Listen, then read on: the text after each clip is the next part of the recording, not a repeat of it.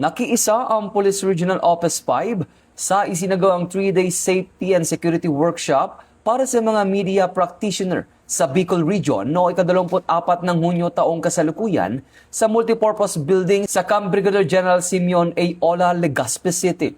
Ang programa ay sinimula ng Presidential Task Force on Media Security, katuwang ang Philippine Enforcement Agency Region 5 at Pro 5, kung saan 60 media practitioners mula sa print, broadcast, online at community media ang dumalo.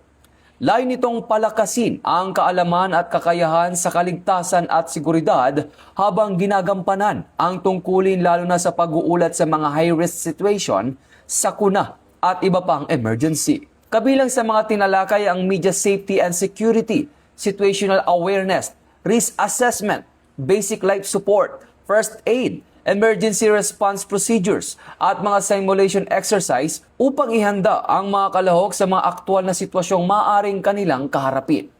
Binigyan din ng Pro 5 ang mahalagang papel ng media bilang katuwang sa pagpapalaganap ng tama at napapanahong impormasyon at kahalagahan ng mas matibay na ugnayan ng media at law enforcement.